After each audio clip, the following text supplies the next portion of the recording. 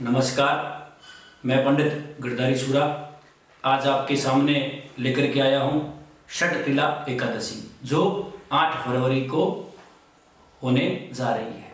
और जो भी मेरा ये प्रोग्राम देख रहे हैं उनसे निवेदन कि आप लोगों ने अगर सब्सक्राइब नहीं किया है तो मेरे पेज पंडित गिरधारी सूरा को सब्सक्राइब करें और आपकी जो भी समस्या है वो हमें मैसेज करें या आप हमें जीमेल भी कर सकते हैं हमारी आईडी पर। जो नीचे दिए हुए नंबर है उन पर आप फोन लगा सकते हैं और आप हमें व्हाट्सएप भी कर सकते हैं।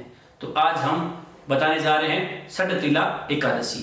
ये माघ कृष्ण एकादशी को षटतिला एकादशी कहते हैं जो 8 फरवरी को आ रही है। इसलिए और इस दिन 6 प्रकार से तिलों का प्रयोग होने के कारण इसको षटतिला एकादशी के नाम से पुकारते हैं। और आज हम आपके सामने बताने जा रहे हैं कि कैसे करें तिल का प्रयोग और कथा के बारे में ही, क्योंकि षटतिला एकादशी की कथा भी आप हमारे YouTube पेज पर सुन सकते हैं। तो हम कथा भी आपको बताएंगे कि पहला है कि तिल का प्रयोग कैसे करें। 6 प्रकार से तिलों का प्रयोग करना चाहिए इस दिन। तो पहला कि तिल में सुगंधित द्रव्य या चंदन डालकर उबटन बनाकर अंग में लगाना। दूसरा कि तिल मिले जल से स्नान करना, पानी में तिल मिलाकर स्नान करना चाहिए। तीसरा कि तिल के बने पदार्थों का भक्षण करना। चौथा क्या है कि तिल मिले जल का पान करना, जो भी पानी पिए तो उसमें थोड़ा सा तिल डालकर पीना चाहिए। पांचवा कि तिल से ही हवन करना। छठा कि तिल पात्र में भरकर ब्राह्मण को देना, ये भी जरूरी है। ये 6 प्रकार है तो इसको ही षटतिला एकादशी कहा जाता है, जिसमें 6 प्रकार के तिलों का प्रयोग बताया है। और इन 6 प्रकारों से तिलों का प्रयोग करने से सब प्रकार की व्याधि दूर होती है। अगर आप ये प्रयोग करते हैं तो आपकी जितनी भी व्याधि है वो सब दूर हो जाएगी। षटतिला एकादशी का व्रत करना, हवन करना, भगवान की पूजा अर्चना, कथा सुन के फिर फलिहार करना। और इस दिन तिल खाने का और तिल मिश्रित जल पीने का विशेष महात्म्य है। और इस प्रकार नियम पूर्वक पूजा करने से वैकुंठ लोक की प्राप्ति होती है।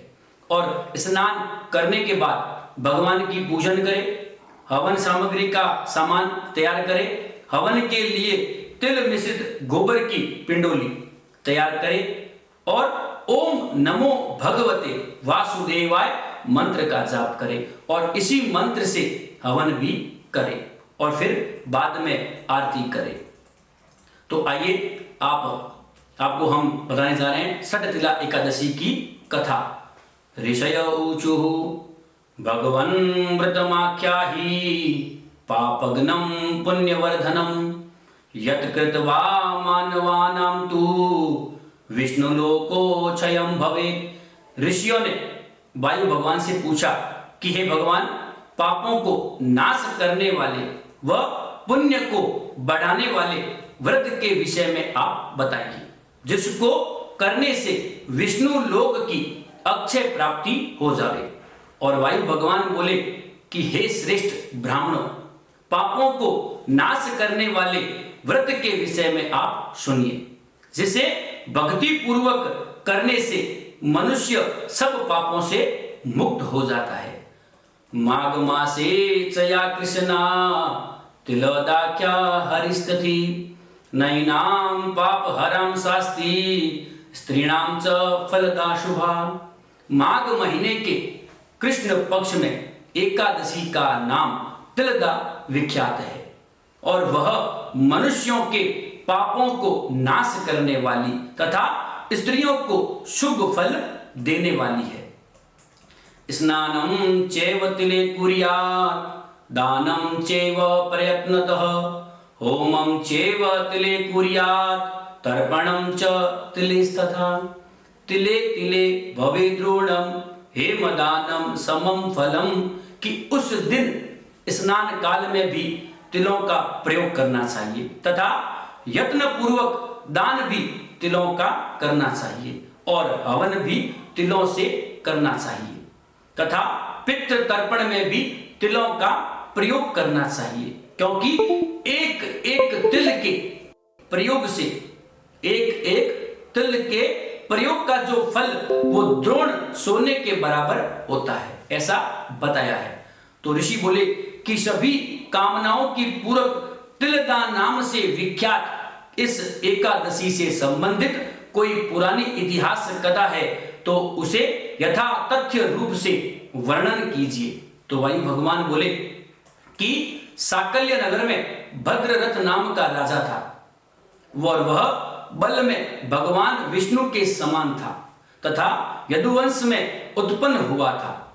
उसके चंद्रमसी नामक पत्नी थी जो सभी शुभ लक्षणों से युक्त थी और उसके माता पिता की भक्ति करने वाले 4 पुत्र थे। वे चारों एक दूसरे से प्रेम करते थे, सूरवीर थे तथा धर्म का पालन करने वाले थे। और एक दिन उनके यहाँ मुनियों में श्रेष्ठ महर्षि अगस्त्य जी पधारे। बोलिए अगस्त्य जी महाराज की जय हो। तो वहां अगस्त्य जी पधारे। रानी सहित राजा ने हाथ जोड़कर भक्ति के साथ महर्षि अगस्त्य जी का विधि पूर्वक पूजन किया। फिर वह पतिव्रता व इंद्रियों को वश में रखने वाली रानी मुनि श्रेष्ठ अगस्त्य जी को एकांत में ले गए तथा यह बोली, चंद्रमसी उवाच भगवान केन धर्मेण मम गेहे सुशोभना हृदयदृग्विदा जाता जन्मन कश्य मे फलम। चंद्रमसी बोली कि भगवान पूर्व जन्म में मैंने ऐसा कौन सा धर्म पुण्य किया है जिसके कारण आज मेरे घर में इस प्रकार की सुख समृद्धि हो रही है और यह सब मेरे किस जन्म का फल है और आज पतिदेव मेरे वश में है। राजा की अन्य पत्नियां मेरी दासियों की तरह रह रही है और मेरी जो बुद्धि वो निरंतर धर्म में लगी हुई है तथा मेरा पतिदेव के प्रति दृढ़ प्रेम है।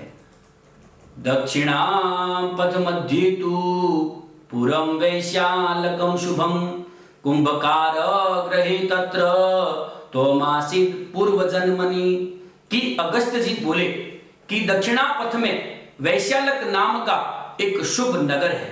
पूर्व जन्म में वही एक कुंभार के घर में तुम्हारा जन्म हुआ था और तू एक कुंभार की विनयशील पत्नी थी और दारिद्र्य से अत्यंत पीड़ित थी। कुटुंब का भरण पोषण करती हुई तू मिट्टी से बने हुए स्थाली, जो अपने लोक भाषा में कहते हैं पालसिया, तो मिट्टी से बने हुए स्थाली आदि बर्तन को बेचने में लगी रहती थी। हे देवी, एक दिन तू बहुत से बर्तनों को इकट्ठा कर तथा स्थालियों को छबड़े में रखकर सिर पर उठाकर कुटुंब का भरण पोषण करने हेतु बेचने के लिए नगरी में गए, परंतु वहां घूमते घूमते सूर्यास्त हो गया था। हे शोभने, बर्तन न बिकने के कारण तुम्हें उनका एक पैसा भी प्राप्त नहीं हुआ और तू भूखी परंतु शांत चित्त फिर भी व्याकुल मन से मनन करने लगी थी कि आज धन प्राप्त नहीं होने से मेरे भूख से व्याकुल कुटुंबी क्या खाएंगे, क्योंकि एक भी पैसा नहीं मिला था और परिवार की चिंता थी। तो मेरा एक भी बर्तन नहीं बिका है तथा मैंने बर्तनों का कुछ भी मूल्य प्राप्त नहीं किया है और यह सोचते हुए तुमने उस छबड़े को अपने सिर पर रखा तथा तुम अपने घर लौट आई। पतिदेव ने पूछा कि हे भद्रे, आज तुम क्या भोजन लेकर के आई हो? अंतरांतरे च संप्राप्ता ब्राह्मणी भांड हेतवे आगच्छ भद्रे भांडानी गृहीत्वा मेमोवेस्मनि। कि उसी समय एक ब्राह्मणी बर्तन लेने वहां आई। उसने कुमारी से कहा कि हे भद्रे, तुम ये बर्तन लेकर मेरे घर आओ और वहां अनेक स्त्रियां तुम्हारे बर्तनों को खरीदेगी। और वह स्थालियां, लोक भाषा में पहले बताया था, क्या कहते हैं स्थाली को, पालसिया को एकत्र कर ब्राह्मण के घर गई और वहां एक एक स्त्री ने 7-7 स्थालियां खरीदी।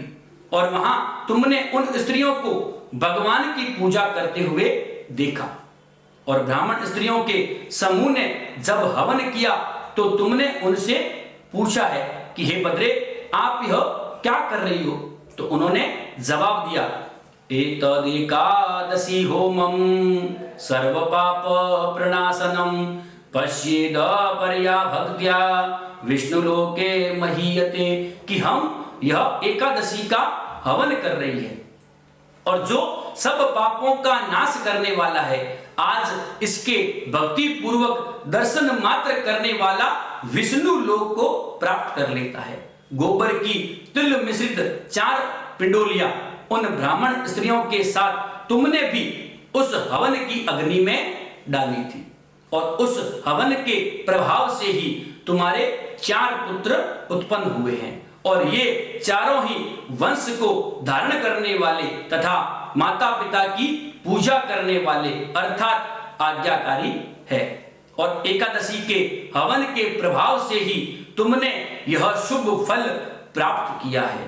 हे देवी, यह हमने तुम्हारे पूर्व जन्म का वृतांत कहा है और यह सब वृतांत सुनकर रानी को अत्यंत आश्चर्य हुआ तथा अगस्त्य भी उससे पूजित होकर अपने आश्रम को चले गए।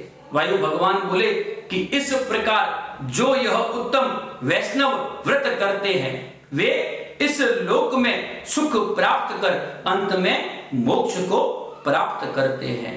मंगलम भगवान विष्णु, मंगलम गरुड़ध्वज, मंगलम पुंडरीकाक्ष, मंगलायस्तनो हरि। तो मित्रों, आज हमने आपको बताया षटतिला एकादशी के बारे में और आगे भी हम नई नई कथा, नई नई बातें एस्ट्रोलॉजी एंड हॉरोस्कोप के हिसाब से आपके सामने प्रत्यक्ष लेकर के आएंगे। और आपसे भी निवेदन है कि आपके जो भी मिलने वाले हैं उनको बोले कि आप इस पंडित गिरधारी सूरा यूट्यूब चैनल को, पेज को आप सब्सक्राइब करें और आपके जो भी समस्या है आप हमको भेज सकते हैं तो हम उनका समाधान करेंगे। जय श्री राधे, जय श्री श्याम।